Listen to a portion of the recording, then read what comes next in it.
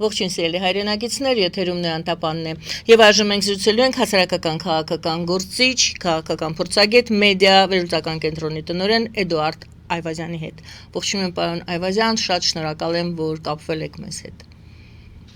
Բարև ձեզ, ես նույնպես շնորհակալ եմ։ Փաշինյանը այսօր վաղ առավոտվանից ելույթ է ունենում ազգային ժողովում, նա ներկայացնում է կառավարության առաջիկա 5-ամյա ծրագիրը եւ արել է մի շարք հայտարարություններ այս պահին այնինչ հասցրել ենք լսել, դեռ շարունակում է ելույթը, փորձենք մեկնաբանել, փորձենք հասկանալ։ Առաջինը, որից կուզենայի սկսել, նա ասել է հետեւյալը։ Առաջին հայտարարությունը հետեւյալն է. 4-րդ հանրապետությունը հիմնադրվել է, 4-րդ հանրապետությունը դարձել է իրականություն։ Քանի որ ավելի վաղ նա եւս այս մասին խոսել էր եւ դա կապում էր այն բանի հետ, որ նոր սահմանադրություն պետք է ընդունվի, Փաշինյանը խոսել է նաեւ նոր սահմանադրության մասին, ասել է, որ տեքստը կհրապարակի առաջիկա ամիսներին, բայց ինչ է ամենակարևորը, նա պարզապես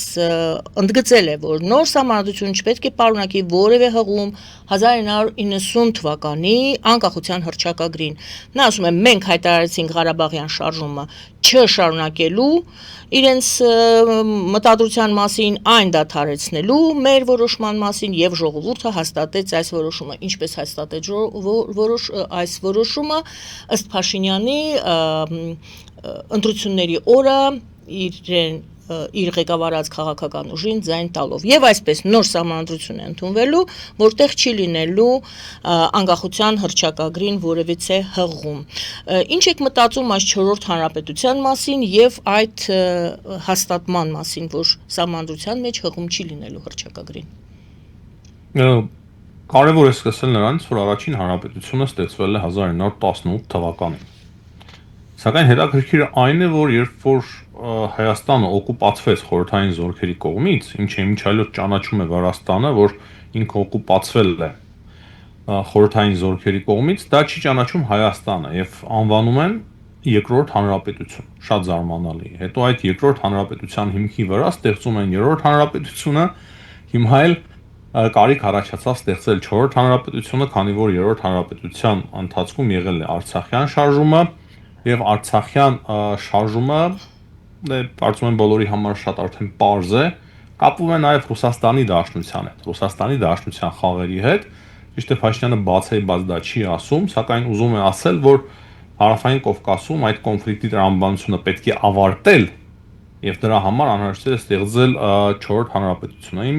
պատկերացմամբ մենք պետք է վերադառնանք առաջին հանրապետությանը, կոնկրետ առաջին հանրապետության իրավահաջորդն է Հայաստանը, բայց այստեղ էլ այլ վախեր կան Փաշինյանի մոտ եւ շատերը կսկսեն շահարկել այլ հարցեր, թե եթե առաջին հանրապետության հետ դուք հետևորդն եք, ապա տարածքային այլ պահանջներ կարող է առաջանալ, դրա համար երևի ասում է 4-րդ հանրապետություն, որպեսզի խուսափի ինչ-որ տարածքային պահանջներ առաջադրելու հարևաններին։ Ինչ վերաբերվում է կոնկրետ ընտրությունների մասով, որ Փաշինյանին ընտրել են եւ դրանով քվեն տվել են 4-րդ հանրապետության օգտին, դա կարելի է համարել, որ մասամբ է ճիշտ, որովհետեւ սահմանադրական փոփոխությունների համար հանրակրվե անհրաժեշտ։ Ճիշտ է, ինքը անընդհատ խոսում էր սահմանադրական հանրակրվեի մասին, սահմանադրական փոփոխությունների մասին, բայց դեռևս հանրակրվեն չի տեղի ունեցել։ Հնարավոր է ժողովուրդը ասի ոչ, հնարավոր է ասի այո։ Հավանականությունը մեծ է, որ ասի այո, բայց այնուամենայնիվ իրեն ձայն տալով դա չի նշանակում, որ անպայման հանրակրվեին էլ տալու են հանրակրվեին դրական ձայները Փաշինյանը ստանալու։ Սա է իմ պատկերացումը, բայց այդ գաղափարը, այդ ծրագիրը հիմնականում երևում էր իր նախընտրական քարոզների ընթացքում նույնպես։ Այստեղ մեծ հաշվով նոր բան չկա։ Երկու հարց ձեր այս պատասխանից։ Առաջինը վերջից սկսենք։ Դուք ուզում եք ասել եւ արդյոք կարելի է իսկապես այդպես հասկանալ, որ այն ինչը պետք է դրվի հանրակրվեի, այն հարցերը եւ սահմանադրությունը եւ մենք ունենք անկլավների հարց,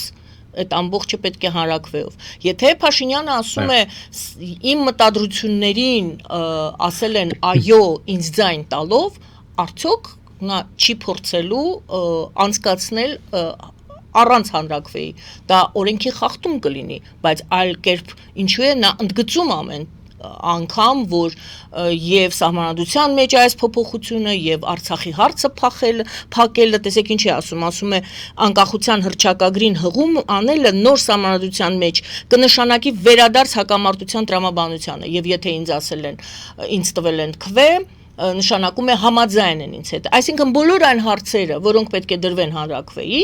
Փաշինյանը կարող է ասել ինձ ձայն են տվել, նշանակում է այս մեծամասնությունը հանրակրվե անելու կարիք չկա, ասել է այո։ Կարող է մենք այդ փաստի առաջ կանգնենք։ Այստեղ մեկ ուրիշ կարևոր նյուանս էլ կա, նա ասում է, որ սա զուտ հայկական օրակարգ է։ Այսինքն հանրակրվե այնուամենայնիվ երևի թե տեղի ունենա, քանի որ օրենքի պահանջն է դա, ուղղակի ինքը ուզում է երևի թե ամրացնել իր դիրքերը, դրա համար այդպիսի հայտարարություններ է անում նախորոք, որ ինձ տվել են ձայն, ուրեմն հանրակրվեն եւս կկայանա։ Եթե չկայանա, եթե դեմ քվեարկեն, ապա ես չեմ կարողանա իրագործել այն խոստումը, որը որ տվել եմ նախընտրական շրջանում։ Ամենայն հավանականությամբ, բայց ժամանակը ցույց կտա, միգուցե մենք սխալվում ենք, բայց առողջ տրամաբանությունը մեզ հուշում է, որ անպայման հանրակրվե պետք է որ տեղի ունենա։ Համենայն դեպս դա նկատելի էր, մենք այդ մասին խոսեցինք։ Եվ երկրորդ հարցը, որը ծագեց ձեր ուրեմն պատասխանից, դա առաջին հանրապետության մասին խոսելն էր եւ հարցն է, որովհետեւ շատերը ասում են, ինչ առաջին, երկրորդ, երրորդ, չորրորդ մենք առաջին ենք ունեցել եւ որը օկուպացվել է, այն ինչ իդեպ ասում է Ադրբեջանը։ Օկուպացվել է եւ հիմա մենք նորից ազատագրեցինք, մեր անկախություն ձեռք բերեցինք եւ այլն։ Ինչից են դուք ասեցիք կան մտավախություններ։ Այո, Ադրբեջանը իրեն մենք էլ գիտենք հռչակել է իրավահաջորդը դեմոկրատական Ադրբեջանի։ Եթե Հայաստանի Հանրապետությունը շատ վստահ է, որ առաջին հանրապետությունը վերահաստատելով, ասելով, որ մենք առաջին հանրապետության շարունակությունն ենք, էլի իրավահաջորդ ենք, արդյոք այստեղ մենք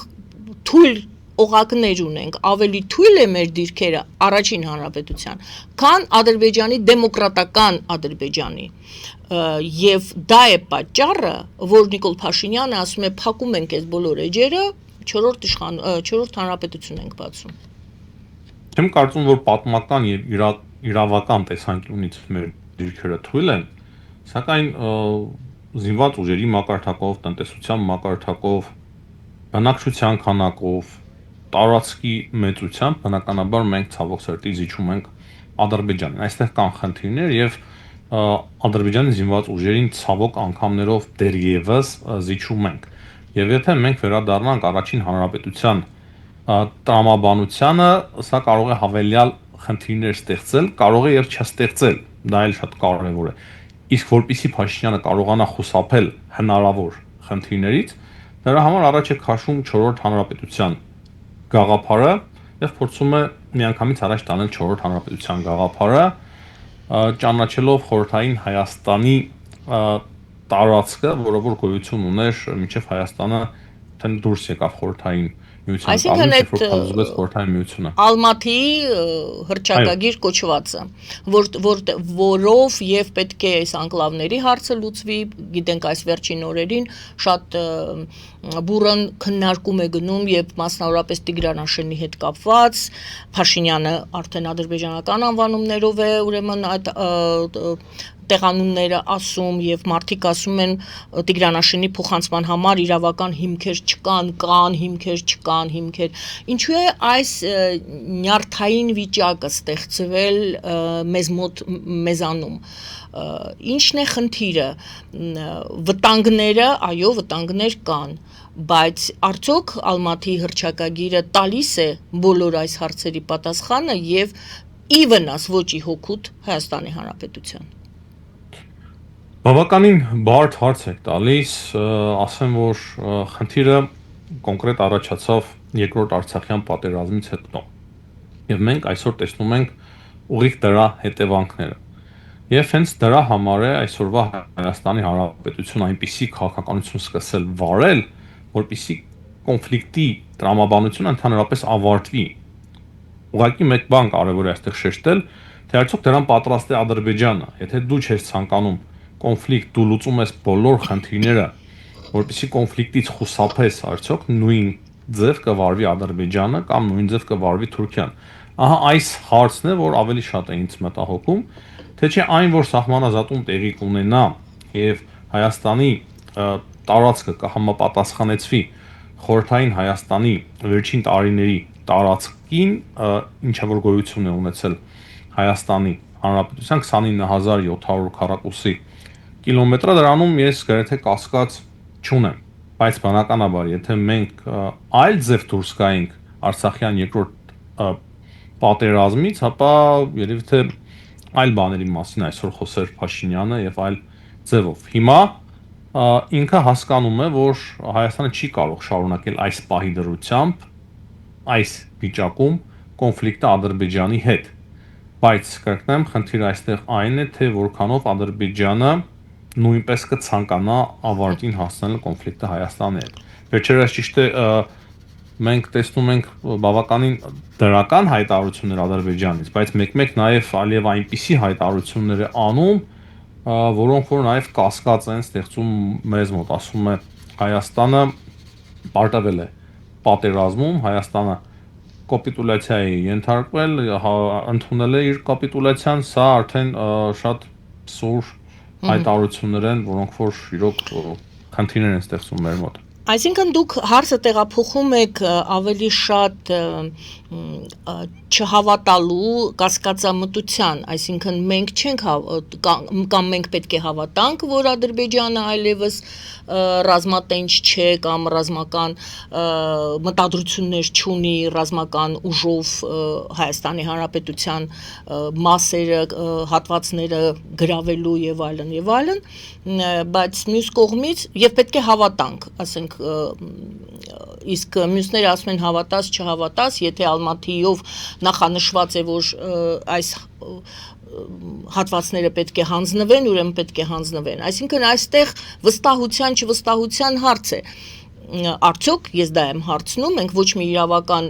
այսպես հիմքերի վրա չենք կարող, այսինքն եթե փաստաթղթերը հուշում են, որ պետք է հանձնել, մենք հանձնում ենք եւ շարունակում ենք, շատ ներողություն եմ խնդրում, այն ինչ հիմա խոճապ տարածել, վախերի մեջ լինել եւ այլն, եւ ասել, որ ցանկացած զինադադար օգտագործվում է կողմերի կողմից ներողություն կրկնության համար, վերադիրքավորվելու համար, դիրքերը ամրացնելու համար եւ այս ժամանակահատվածը, որը նախաստորագրված խաղաղության ժամանակահատված է, Ադրբեջանը շարունակում է զինվել, նոր դիվանագիտական կապեր եւ տնտեսական կապեր ստեղծել, ուժեղանալ, որպեսզի վաղը Հայաստանին նորից հարցակվի Հայաստանի վրա, այսպես ասենք։ Այսինքն մենք էլի նորից ինքներս մեզ կամ փաստացի այդպես է, այս դա եմ ուզում հասկանամ, մեզ դա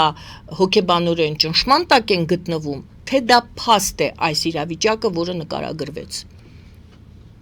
Հայաստանը փորձում է միջազգային օրենքին համահունչ աշխատել։ Արցախի մասով մեր աշխատանքները ցավոք սերտի մենք պետք է խոստովանենք, որ միջազգային օրենքին այդքան էլ համահունչ չէին, կային երկու հակասող իրար սկզբունքներ, տարածքային ամբողջականություն, ժողովուրդների ինքնորոշման հարց եւ վերջին շրջանում տարածքային ամբողջականության հարցը դարձավ առաջնային, հատկապես Ռուսաստանի հարձակումից հետո Վրաստանի վրա 2008 թվականին։ Դրա համար է, որ Վրաստանի միջազգային հանրությունը աջակցում էր, քանի որ Վրաստանը իր տարածքներն էր պահանջում հետ Ռուսաստանից, Վրաստանի տարածքներն օկուպացվեցին եւ դա թույլ տվեց նաև Վրաստանին հայտ ներկայացնելու Եվրամիության անդամակցության եւ թեկնածության երկիր դառնալու։ Եթե այսօր Փաշինյանը հայտարարում է, որ Հայաստանը հայտ է ներկայացնելու, քիչ առաջ ինքը հայտարարել է Եվրամիության անդամակցելու համար, ապա այդ սահմանադրական փոփոխությունները դրա տրամաբանական շարունակությունն են։ Հայաստանը միջազգային օրենքներով պետք է համապատասխանի բոլոր ստանդարտներին եւ չպետք է հավակնություն ունենա նաեւ հարևանի տարածքների նկատմամբ, որpիսի եթե հարձակում տեղի ունենա Հայաստանի նկատմամբ Ադրբեջանի կողմից կամ այլ երկրի կողմից, Եվրամիությունը եւ միջազգային հանրությունը ընդունի, որ Հայաստանի սուվերեն տարածքների վրա հարձակում է տեղի ունեցել կամ Աստված ոչ արարածը օկուպացվել է Հայաստանի սուվերեն տարածքը։ Եվ եթե Հայաստանի սուվերեն տարածքը չի համապատասխանում իր ընդունված չափերին, միջազգայինորեն հաստատված չափերին, ապա դժվար թե Հայաստանին նույնիսկ տեխնացուի կարգավիճակ տրվի։ Այսինքն այս հարցերը ես տեսնում եմ, որ իրար հետ կապված են այնուամենայնիվ, եւ Փաշինյանը փորձում է այդ տեսանկյունից խնդիրներին լուծում տալ, նաեւ արտաքին քաղաքականության մասով նույնպես, ոչ միայն որ մենք փորձում ենք վերջ դնել կոնֆլիկտին Հայաստանի եւ Ադրբեջանի միջև, եթե Ադրբեջանը նույն տրամաբանությամբ գործի միջազգային օրենքին համահունչ, ապա բնականաբար չի հարձակվելու Հայաստանի վրա, բայց եթե նույնիսկ դուրս գա միջազգային օրենքից եւ հարձակվի, ապա Հայաստանին շատ ավելի հեշտ կարողանան օգնել նույն եվրոպական երկրները, Միացյալ Նահանգները, թեկուզ իրավական տեսանկյունից, թեկուզ քաղաքական հայտարարությունների մակարդակով, ինչպես օրինակ Վրաստանին եւ այլ ձևերով, բայց ավելի հավանականությունը մեծ է, որ կօգնեն եւ Հայաստանը կգործի իրավական դաշտում։ Այսինքն դուք կապեցիք եւ սահմանադրության մեջ հռչակագրին չհղելը եւ այս խոսակցությունները սահմանազատման հետ կապված այս անկլավների թեմաները Եվրամիության դեպի Եվրամիություն գնալու ճանապարհին բոլոր հնարավոր կասկածները, որ Հայաստանի փաստաթղթերի մեջ կան սադրանք դրանց վերացնելու տրամաբանությամբ, հա, այդպես եք դուք համարում։ Այո, որ սադրանք չկա։ Քանի որ Հայաստանը դիմում չի ներկայացրել ՆԱՏՕ-ին անդամակցելու, ՆԱՏՕ-ի մասով դա տեղի չունեն, բայց եթե դիմեր նաև ՆԱՏՕ-ին անդամակցելու, ավելի շատ անհրաժեշտություն կառաջանար, որ այդ փոփոխությունները տեղի ունենային, բայց նույն տրամաբանությունը ինչ որ միտեղ գործում նաև Եվրամիության մասով նույնպես։ Այսինքն այո, մենք խոսեցինք, որ կան մտավախություններ, պետք է հավատալ կամ վախենալ, չհավատալ Ադրբեջանին, դրան կարող եք պատասխանել, պետք է զինվել, ուժեղանալ, ուժեղ պետություն դառնալ։ Բնականաբար։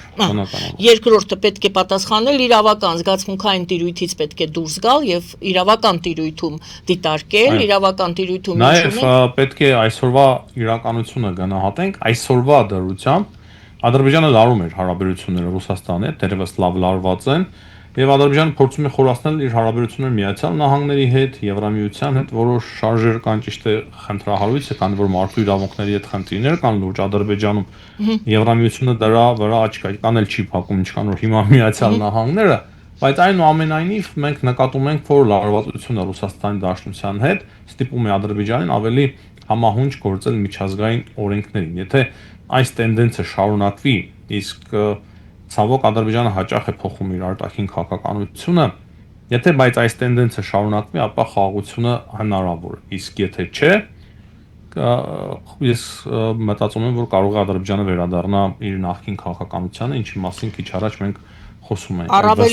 Վստահելը ես ուղղակի ավելի պրիմիտիվ ասեցի, ամեն ինչ կախված է Ադրբեջանի արտաքին նաև քաղաքականությունից։ Դե հիմա մենք տեսնում ենք, ես ուզում եի միջազգային իրավունքի հարցը բարձրացնել, որքանով է այն վստահելի այդ դեպքում, եթե մեզանից պահանջում են որևիցե սադրիչ ձևակերպումներ չպարունակող սահմանադրություն եւ այլ փաստաթղթեր, ապա մենք պետք է, ասենք, գնանք այդ ճանապարհով, վստահելով միջազգային իրավունքին, որքանով է վստահելի այդպիսի ատյանները։ Միջազգային օրենքը ցավոք սրտի այսօր խաթարված է։ Մենք բոլորս ենք տեսնում եւ կան մի շարք երկրներ խուլիգաններ Ռուսաստանի Դաշնության գլխավորությամբ, որոնք որ չեն հարգում միջազգային օրենքը եւ հավակնում են իրենց հարևանների տարածքներին։ Բայց այստեղ արդեն շատ པարզ է դասավորվում, թե դու ում դաշնակիցն ես։ Եթե դու Միացյալ Նահանգների եւ Եվրամիության դաշնակիցն ես, ապա քեզ համար պետք է գերակա լինի միջազգային օրենքը։ Եթե դու Ռուսաստանի դաշնակիցն ես, ապա այդ օրենքների դեմ որպես խուլիգան, ինչպես որ արդեն նշեցի, դու ունել ես դուրս գալիս։ Այս պարագայում Հայաստանին շատ ավելի ձեռնտու է դարձել միջազգային օրենքներին հետևել, քանի որ այդ խուլիգանական օրենքներին հետևելով կարող ենք նույնիսկ տարածքային նոր կորուստներ ունենանք։ Իսկ միակ հնարավորությունը չեմ կարող ասել 100%-անոց վստահությունը մեզ դա տալիս, բայց միակ հնարավորությունը խուսափելու տարածքային կորուստներից, նույն Սյունիքի կորստից, դա միջազգային օրենքներով գործելն է։ Միակ փորձը, որը կարող է դառնալ իրականություն եւ պետք է դառնա։ Մենք շարունակենք քննարկել Փաշինյանի հայտարարությունները, մասնավորապես Իսրայելի հետ կապված շատ հետաքրքիր եւ կարեւոր հայտարարություններ արվել, որը էլի մտածելու եւ վերլուծելու կարիք ունի, բայց քանի դեռ Ադրբեջանի մասին ենք խոսում, այս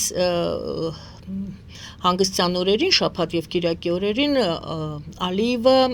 կենտրոնական Ասիայի երկրներում էր, Ուզբեկստանի հետ նա շատ արագ եւ ամուր կապեր է հաստատում կենտրոնական Ասիայի երկրների հետ։ Ուզբեկստանի հետ նա հավերժ բարեկամության պատմական պայմանագիր է ստորագրել, պատմական պայմանագիրը դա Ուզբեկստանի նախագահի ձևակերպումն էր եւ նշեցին այսքան տարվա ընթացքում երբևիցե որևիցե այդպիսի համագործակցություն չի եղել եւ հիմա սրընթաց եւ շատ խոր ընթաց, այսպես ասած, եթե կարելի այդպիսի բառ օգտագործել, հարաբերությունները ինչ է անում Ադրբեջանը։ Մենք գիտենք այս կենտրոնական Ասիայի նկատմամբ վերջին շրջանում գեր ուշադրությունը եւ Միացյալ Նահանգների եւ Եվրոպայի եւ թրիպնել է ինչպես նաեւ Չինաստանի եւ Չինաստանի բայց հարցը այն է որ թուրքերը ասելով ոչ միայն Ադրբեջանը նկատի ունեն նաեւ Թուրքիան բայց Թուրքիայի եւ Ադրբեջանի քաղաքականությունը միշտ էլ ձգտել է մինչեւ այս տենդենսները գնալ դեպի կենտրոնական Ասիա, այսինքն իրենց այդ ձգտումները վաղուց մենք տեսել ենք, բայց մենք այսօր տեսնում ենք նաեւ Միացյալ Նահանգների նոր քաղաքականությունը, Եվրամիության, Չինաստանի եւ քանի որ ընդհանուր ակտիվացում է տեղի ունենում, Ադրբեջանն ու Թուրքիան ավելի են դրանից ողջևորում եւ դրանից ավելի են ակտիվանում, նաեւ հաշվի առնելով այն, որ այդ երկրների մի մասը առնվազն թուրքական ցեղի ներկայացուցիչներ են, թուրքական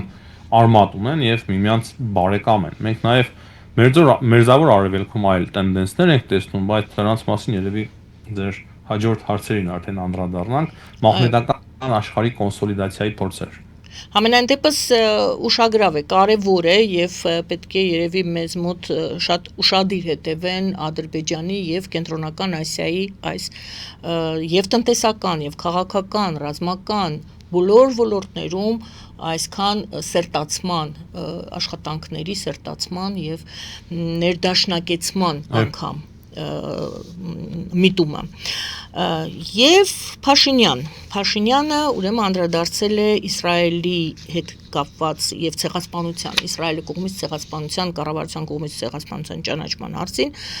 նա մասնավորապես ասում է միջազգային խաղացողները եւ ներողություն է խնդրում ներողություն այս ձևակերպման համար ասում է Փաշինյանը մեր նահատակների մասունքներով իրար գլխի խփում են բայց մեր գլուխն է ցավում Միջազգային խաղացողները մեր նահատակների ոսկորները զենքայնացնում են, սա այդ նույն զենքայնացում բառն է։ Դրանով կրակում իրար վրա, բայց մենք ենք զոհվում այնպես, ինչպես եղել է 19-րդ դարի վերջին, 20-րդ դարի սկզբին ու վերջին, մինչև բոլորովին վերջերս։ Նա ասում է, որքան սրընթաց նրանք ընդունեցին, կառավարությունը այդպես էլ սրընթաց սառեցրեցին։ Ինչ է կարծում։ Ինչ է Ոյլիկ ընդունեն Ինչպես երևի ամենայն հավանականությամբ էլի մտնի օրակարգ, էլի ընդունեն Իսրայելում, բայց դա չի արվում նրանից, որ իրենք շատ են հարգում հայերին, հարգում են ցեղասպանության զոհերի հիշատակը, դա է ուզում ասել Փաշինյանը, եւ մենք դա տեսել ենք ոչ միայն Իսրայելի պարագայում, մենք տեսել ենք բազմաթիվ երկրներ, որոնք որ Թուրքիայի դեմ դա որպես իրոք զենք են օգտագործում, բայց տեսել ենք նաև երկրներ, որոնք որ անկեղծ են ընդունել հայոց ցեղասպանությունը։ Իրոք ճանաչել են, քանի որ իրենք ժողովրդավարական երկրներ են, հասկանում են, որ սարսափելի իրադարձություններ են տեղի ունեցել, մենք պետք է հստակ կարողանանք տարանջատել եւ Փաշինյանը նույնպես պետք է կարողանա տարանջատել, թե որ երկիրը ինչ նպատակներով է ճանաչում կամ փորձում ճանաչել հայոց ցեղասպանությունը։ Եթե դա արվում է իրոք միմյանց հետ հարցեր լուծելու համար այդտեղ չկա անկեղծություն եւ մենք իրոք լավ չէ որ այդ հարցի մեջ մտնենք եւ խորանանք բայց եթե երկիրը իրոք անկեղծ ճանաչում է հայոց ցեղասպանությունը բնականաբար այստեղ Իսրայելը նկատի չունեմ ապա լրիվ դա արդեն ուրիշ հարց է սակայն Փաշինյանը այստեղ նաեւ մեկ այլ տրամաբանություն է առաջնորդվում զրո խնդիր հարևանների հետ։ Այսինքն դա նույնն է, ինչ որ տեղի ունենում Ադրբեջանի հետ։ Սա եւս կարևոր է, որ մենք փաստենք։ Սակայն իմ պատկերացմամբ ճիշտ կլինի, որ Հայաստանը չհրաժարվի ցեղասպանության միջազգային ճանաչումից, բայց նույն ժամանակ չխրախուսի եւ չմիջամտի իրոք այն երկրների քաղաքականությանը, Իսրայելի նման երկրների, որոնք որ փորձում են իրոք զենքայնացնել հայոց ցեղասպանության հարցը։ Այս ամենը տեղի ունենում եւ պետք է արդյոք կապել այդ Մեքքայի համաձայնագրի հետ Սաուդյան Արաբիա, Թուրքիա, Պակիստան մի կողմից հիշում ենք, նրանք կոլեկտիվ պաշտպանության համաձայնագիր են ուրեմն ստորագրել եւ մյուս կողմից Իսրայել, Հունաստան, Կիպրոս մենք ունենք ռազմավարական, տնտեսական դաշինք։ Մենք հասկանում ենք, որ Հայաստանը դեռ մենք չենք կարող ասել ինչ հեռանկար է ունենալու, ինչ զարգացում է ունենալու։ Տեսեք, Իրանը ասում է ինձ մեզ հրավիրել են, որ մենք միանանք այդ Մեքքայի համաձայնագրին, կմիանան թե չէ Իրանը, այս Թուրքիա, Պակիստան եւ Սաուդյան Արաբիա եւ ընդհանրապես հարց, ինչպես դա կարող է անդրադառնալ Հարավային Կովկասի վրա, մեր տարածաշրջանի վրա, Հայաստանի վրա, եւ արդյոք այս ցեղասպանության ճանաչման հետ կապված խոսակցությունները եւ Իսրայելի կողմից եւ Հայաստանի պատասխանը չեն բարձրաձայնում, չեն կապում ակնհայտ այս դաշինքների հետ, բայց ենթատեքստը դա է։ Իհարկե, դա միանշանակ։ Իսրայելը ձգտում է հիմա ամեն ինչ անում, որպեսզի Հայաստանը եւս միանա այդ դաշինքին։ Իրենց Հունաստանի եւ Կիպրոսի հետ միասին։ Չեմ ասում, որ դա վաղը տեղի կունենա, բայց դրա հիմքերը փորձում են հիմա արդեն ձևավորել։ Կա երկու կարծիք, ես տեսնում եմ հայերից մոտ, թե Հայաստանում եւ թե Հայաստանից դուրս դրա համար այդպես ասում։ Մի մասը ասում են ճիշտ կլինի միանանք Իսրայել, Հունաստան, Կիպրոս դաշինքին, իսկ մի մասը ասում է չէ, մեզ դա պետք չի, քանի որ թիրախում կրկին մենք կհայտնվենք։ Իմ պատկերացմամբ այսօրվա դրությամբ մեծ ձեռնտու չի միանալ այդ դաշինքներին, քանի որ հիմնական թիրախը, քանի որ ամենաթույլ օղակը այդտեղ մենք ենք, կլինենք մենք։ Թե Իրանի համար կլինենք թիրախ, թե Թուրքիայի, թե Ադրբեջանի։ Եվ դրա համար մենք ճիշտ է պետք է խորացնենք մեր հարաբերությունները Իսրայելի հետ, նորմալացնենք, բայց դեռևս չփորձենք քայլեր անել, որոնք որ կթշնամացնեն այդ երկրներին ավելի շատ Հայաստանի դեմ եւ Հայաստանը կհայտնվի այդ երկրների թիրախում։ Բայց այն, որ այդպիսի մեծ գլոբալ գործընթացներ են տեղի ունենում Մերձավոր Արևելքում, դա փաստ է։ Եվ Հարավային Կովկասը նույնպես ուզում են ներգրավել այդ խաղի մեջ, դերևս Հարավային Կովկասը կարծես չի մտնում այդ խաղի մեջ, բայց այստեղ մահմեդական աշխարհի միավորում է տեղի ունենում բավականին լուրջ, ինչեւ Բանգլադեշն է արդեն իր ցանկությունը հայտնել միանալ այդ դաշինքին, այնպես որ այստեղ այսպիսի մեծ դաշինքներ են ի հայտ գալիս եւ այստեղ շատ հետաքրքիր է տեսնել մեկ փաստ եւս Միացյալ Նահանգների դերակատարությունը Մերձավոր Արևելքում կարծես թե փոքր երևի թե նվազում է, երևի մենք շատ շտապում ենք այդպիսի գնահատականներ տալ, բայց ամենայն հավանականությամբ նման բան տեղի է ունենում եւ հիմնական ուժը Միացյալ Նահանգների տեղափոխվում է Իսրայելն է դառնում այն հիմնական ռազմաբազան, այսպես ասեմ, եւ հիմնական հենասյունը Միացյալ Նահանգների Մերձավոր Արևելքում եւ Մերձավոր Արևելքն էլ այդ երկրները մահմեդական ավելի ազատություն են ստացել, քանի որ մասամբ թուլանում է Միացյալ Նահանգների քաղաքականությունը Մերձավոր Արևելքում։ Երևի թե այդպես է։ Ես այդպես եմ տեսնում այս պահին։ Դե դա շարունակություն պետք է ունենա, որովհետև ես ներկայացրեցի, որ Իրանին են առաջարկել, մենք գիտենք այս թևը, այս որքանով առաջարկել են Իրանից, այսօր շատ հայտարարություններ են ստանում, որոնք վստահություններ չեն նշում։ Դեռ խմորումներ են գնում, մյուս կողմից էլ Հնդկաստանն էլ այնտեղ են բանակցություններ վարում եւ կարծես թե Հնդկաստանն էլ ապագայում կարելի է դիտարկել նույն այդ դաշինքի մեջ Իսրայելի, Հունաստանի եւ Կիպրոսի։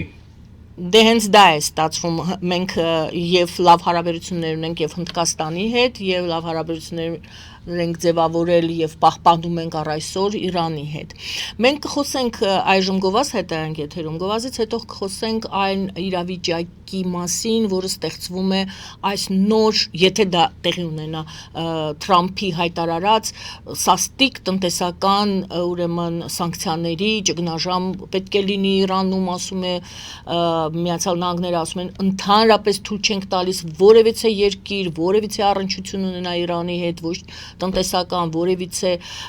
առևտուր կամ այլ, եւ Իրանն էլ մյուս կողմից պատասխանում է, գովազից հետո ես կասեմ ինչ է պատասխանում Իրանը եւ ինչպես պետք է վարվի Հայաստանը այս իրավիճակում, բոլոր երկրներն են երևի թե մտածում թե ինչպես պետք է դիրքավորվեն, ինչ դիրք պետք է գրավեն։ Գովազդը եթերում սիրելի բարեկամներ, մնացեք մեզ հետ։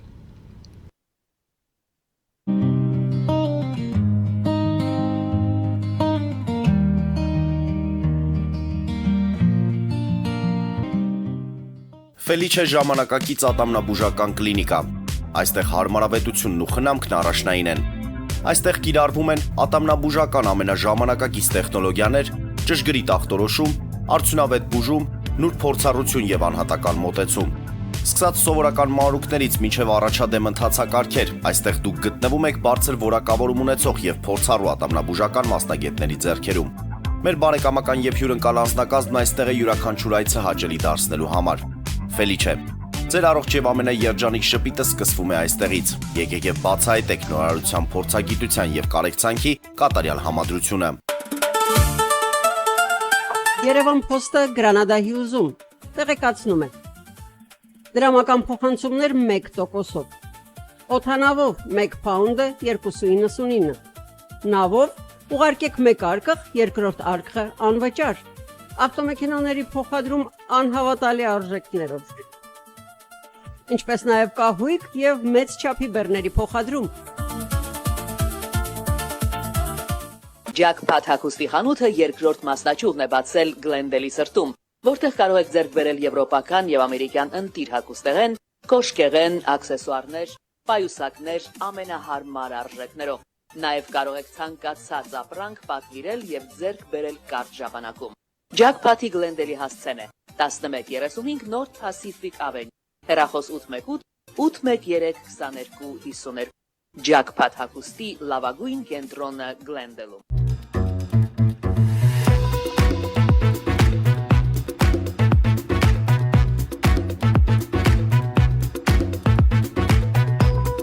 Արարատ ռեստորան, ընտանեկան եւ ընկերական ժամանցի լավագույն հասցե, սիրված արտիստներ, հյուրընկալ մթնոլորտ, հարուստ ճաշացան, անմահական խորտիկներ։ Արարատ ռեստորան, հասցեն անփոփոխ, սիրով սպասում ենք ձեզ։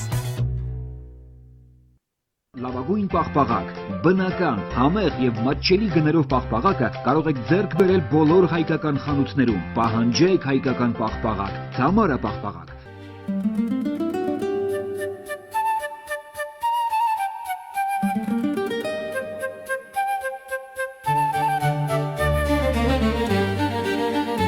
Նոյան տապան տպարան, Նոյան տապան հրատարակչություն, շարվածքից մինչև տպագրում, զանգահարեք, գրեք, այցելեք, միասին պատրաստենք ձեր գիրքը, ամսագիրը կամ թերթը, որտեղ նշվելու է, տպագրված է Նոյան տապանում։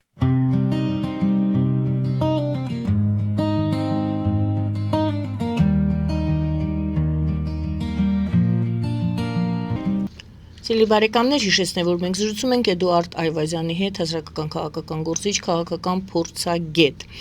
Եվ այսպես Միացյալ Նահանգները ասում են, ոչ մեկին, ոչ մեկ թող չաշխատի, թույլ չենք տա, որ աշխատեն Իրանի հետ, Իրանն էլ ասում է, եթե մեզ հետ չեք, նշանակում է մեր դեմ եք։ Եթե մեզ հետ չեք, եթե դադարեք մեզ հետ աշխատելը, նշանակում է դուք Միացյալ Նահանգների հետ եք, մեր թշնամին եք։ Բարդ իրավիճակ է ձեր կարծիքով, թե ընթացիկ այսպիսի հայտարարություններ էլի եղել են, ինչպես Իրանում են գնահատում։ Իդեպ փակագծերում հիշեցնեմ, նշեմ, եթե ուշադրություն չեք դարձրել, Փեզեշքյանն էր հայտարարություն անում եւ եւս մեկ նրան նախորդող նախագահ Իրանի, որ այս վերջին համաձայնագիրը Միացյալ Նահանգների հետ կարծես թե լավն էր, կարծես թե կարելի է վերադառնալ, այսինքն գնում են դեպի առճակատման եւ այդպես մեզ հետ եք կամ մեզ հետ չեք բոլոր երկրներին կամ այնուամենայնիվ այդպիսի բարձր պահանջ դրեց Թրամփը, որպեսի Իրանին ստիպի գալ եւ համաձայնվել նախորդ իրենց ուրեմն առաջարկներին։ Իրոք բավականին բարդ իրավիճակ է եւ մեկ-մեկ նույնիսկ դժվար է գլուխանել թե ինչ է տեղի ունենում։ Այսօր քիչ առաջ ասեցի մի փոքր թուլացում կա ամերիկյան դիրքերի։ Դա նաեւ կարող է ժամանակավոր բնույթ կրել եւ դրա համար այդ դաշինքը ձևավորվեց Մերձավոր Արևելքում, բայց կարևոր է այստեղ մեկ բան հասկանալ։ Դա իրենց հնարավորություն տվեց ուղղակի մի պահ շունչ քաշել եւ դա արագ ստեղծել, բայց պատերազմը Իրանի շուրջ դերևս չի ավարտվել։ Այն հիմա թևակողում է տնտեսական փուլ եւ մենք տեսնում ենք թե ինչ շատ մեծ արագությամբ եւ տեմպերով իրանական ռեալը արժեզրկվում է, շատ է իրանական դրամը թուլանում եւ մեծ խնդիրներ ունի փաստացի Իրանը։ Իրենք շատ լավ հասկանում են, դրա համար Փեզեշկյանը ասում է, որ հիմա մենք հաղթանակածի դիրքերում ենք եւ դրա համար պետք է վերջնական պայմանավորվել, վաղը կարող է այսպես չլինի։ Նախ ես կասկածում եմ, որ իրենք հաղթանակածի դիրքում են, բայց մի փոքր ավելի իրոք լավ դիրքում են, քան կարող է վաղը լինեն։ Տնտեսական միջոցներով Միացյալ Նահանգները հիմա ավելի է թուլացնելու Իրանը, ռազմական տեսանկյունից Իրանը թուլացած է, չի կարելի ասել, որ Միացյալ Նահանգները հաղթանակ տարավ լիարժեք, բայց թուլացրեց Իրանը։ Իր դիրքերն էլ թուլացան նույն ժամանակ, այսինքն թե Իրանը թուլացավ, թե Միացյալ Նահանգները։ Պատերազմը չի ավարտված Իսրայելում։ Ընտրություններ են Միացյալ Նահանգներում միջանկյալ կոնգրեսի ընտրություններ են եւ ամենայն հավանականությամբ պատերազմը կշարունակվի։ Ամենայն հավանականությամբ այս ամենը կշարունակվի եւ Միացյալ Նահանգները դժվար թե հրաժարվեն Իրանում նույնիսկ ռեժիմի փոփոխությունից, քանի որ հիմա տեսնում ենք, որ դժվար թե կարողանան պայմանավորվել, իրենք նաեւ խոստովանում են, որ չգիտենք ում հետ բանակցենք, ում հետ ենք բանակցում։ Հիմա նույնիսկ կար տեղեկություն եւ հեղինակավոր պարբերականներն էին այդ մասին հայտնում, թե արդեն Միացյալ Նահանգները ոչ տրադիցիոն ձևի է դիմել եւ սկսել են բանակցել իսլամական կորպուսի հեղափոխականների այդ զինված խմբավորման հետ։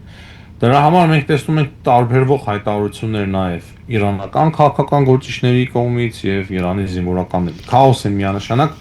դժվար է ասել, թե ով է այսօր ղեկավարում Իրան։ Դե ինչու եմ ես ապագայում պատերազմը կարող է շարունակվել։ Ինչու եմ այս հարցը բարձրացնում, ինչու եմ այս հարցը բարձրացնում, որովհետև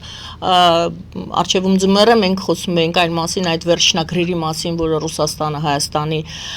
հետ է խոսում այդ լեզվով եւ մենք ասում ենք լավ, եթե գազի խնդիր առաջանա, մենք ունենք իրանական կողմից եկող գազատար եւ այլն, մեր հույսը Իրանի հետ է, մենք Իրանի հետ բավականին, չեմ ասի շատ, բայց կապվածություններ ունենք, ներմուծումներ ունենք։ Արդյոք կարծում եք այդպես կտրականապես, կտրուկ կդրվի հարցը, որ Իրանի հետ ընդհանրապես որևիցե առևտուր չարվի եւ Հայաստանը ստիպված պետք է լինի կատարել Միացյալ Նահանգների պահանջը։ Կարծում եմ Հայաստանին հնարավորություն կտրվի ստանալ Իրանից գազ։ Թրամփը այն մարդն ում հետ հնարավոր է պայմանավորվել։ Բազմիցս մենք տեսանք, որ ինքը սիրում է զդելկաներ գործարքներ կնքել մարդկանց հետ եւ ասում է, որ շատ լավ գործարքներ եմ կնքում։ Դե այստեղ եւս, քանի որ թրիփն է իրականացվելու,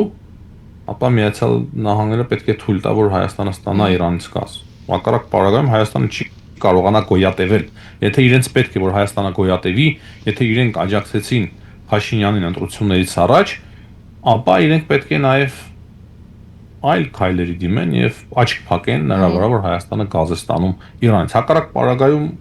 իրենք իրենցին չեն կարողանա հասնել նույն թրիփի մասով։ Շնորհակալ եմ, շարունակենք դիտարկել իրավիճակը եւ Մերձավոր Արևելքում, այսինքն մասնավորապես Իսրայել-Թուրքիա։ Ինչու եմ ասում, որովհետեւ այս երկու օր առաջ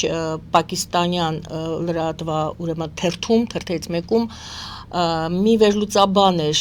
հետաքրքիր հոդված, մեծ հետաքրքիր ծավալուն հոդված է գրել, որտեղ նա ասել է մասնավորապես հետեւյալը,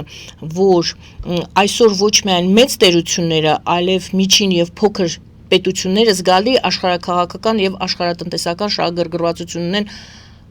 Կովկասում, հարավային Կովկասում, տարածաշրջանը զարմանալի կառուցվածքային նմանություններ ունի Մերձավոր Արևելքի հետ։ Արդեն առաջին անգամ չէ, որ համեմատություններ են անում, թե մենք համաձայն ենք դրա հետ, թե ոչ, այդպես են տեսնում։ Եվ ինչ է ասում նա, այսօր տարածաշրջանի արժև ծագած հարցը այն է, թե արդյոք Կովկասը կարող է այս մրցակցային շահերը վերածել առևտրային հաջողության, թե ինչպես Մերձավոր Արևելքը դառնալ եւս մեկ ասպարեզ, որտեղ աշխարհաքաղաքական մրցակցությունը կառաջացնի հակամարտություններ, այսինքն կոպիտ շատ ներող եղեք այդ համեմատության համար, կոպիտ ասում են Սիրիան կարող է այն ինչ տեղի ունենում հիմա Սիրիայում կարող է գալ այստեղ սկսեն բախվելը։ Ինչու ես այս համեմատությունը արեցի Իսրայել-Թուրքիա, որովհետև Սիրիայի տարածքում է հիմա նրանց հնարավոր բախման ուրեմն մասին խոսակցությունները գնում են Սիրիայի տարածքի հետ կապված։ Իսրայելը մեկ ասում է պատրաստ ենք զինված բախման, մեկ ասում են չէ, մենք մտադրություն չունենք, մենք դիվանագիտական ճանապարհով կլուծենք։ Մի խոսքով Իսրայել-Թուրքիա հնարավոր է արդյոք բախում Սիրիայում եւ արդյոք դուք կարծում եք, որ այդ սիրիականացումը կարող է գալ մեր տարածաշրջան։ Այո, սկսենք հարավային Կովկասից, միանշանակ եթե Ադրբեջանը եւ Հայաստանը ընտրեն այդ ճանապարհը, կարող է գալ Սիրիայի վիճակը մոտավոր, դե չի կարելի ուղիղ համեմատել, բայց ոչ ստաբիլ իրավիճակ լինի նաև հարավային Կովկասում։ Միանշանակ Ադրբեջանն աջակցողներ կլինեն, միանշանակ Հայաստանն էլ ունենա նոր աջակիցներ, բայց մենք կունենանք կոնֆլիկտ, որից որ միանշանակ մենք չենք շահի, ոչ էլ Ադրբեջանն է մեծ հաշվով կարողանալու շահել։ Հաջորդ ճանապարհը այն է, որ Միացյալ Նահանգները եւ Եվրամիությունը մեծ ճանապարհ են կառուցել, ոչ միայն TRIP-ի մասով, TRIP-ը ամերիկյան ծրագիրը, որից որը կարող է օգտվել նաև Եվրոպան էլ այլ ծրագրեր է իրականացնելու, այսինքն Հայաստանով իրենք գնալու են եւ հասնելու են մինչեւ կենտրոնական Ասիա։ Այս ծրագիրն է, քանի որ ոչ ստաբիլ իրավիճակ է։ Մերձավոր Արևելքում Ռուսաստան, Ուկրաինա, տեսնում ենք ինչ է տեղի ունենում, դրա համար հարավային Կովկասը շատ հարմար է, որ հիմա խաղաղություն հաստատվի, դրա համար էր նաև անցյալ տարի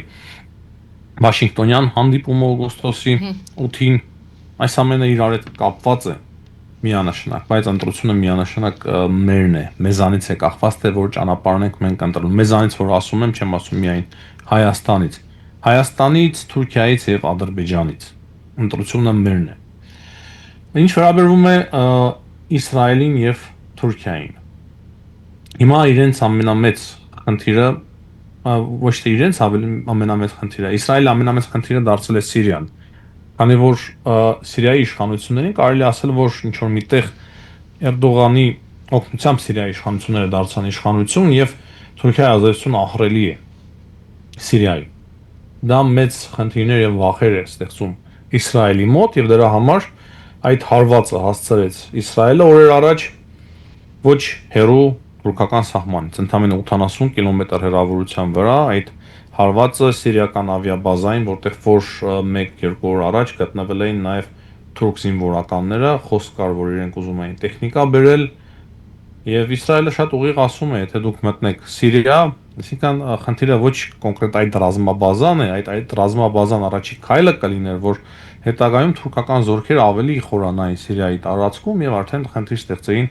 Իսրայելի համար։ Դրա համար Իսրայելը դիմեց այդ քայլին։ Եվ սա հստակ ցույց է տալիս, որ մենք գործ ունենք պոտենցիալ շատ մեծ կոնֆլիկտի հետ Թուրքիայի եւ Իսրայելի միջեւ։ Այս պահեդրությամբ Սիրիայում։ Բաղը հնարավոր է նաեւ Լիբանանում, քանի որ Լիբանանը նույնպես պոտենցիալ օջախ է եւ օգտագործվում էր Իրանի կողմից ընդդեմ Իսրայելի։ Դա եւս կա։ Այդ տեսակետից երևի TRIP-ի ուղին է կարևոր, հա, եթե ճանապարհը լինի, այնինչ սիրում է ասել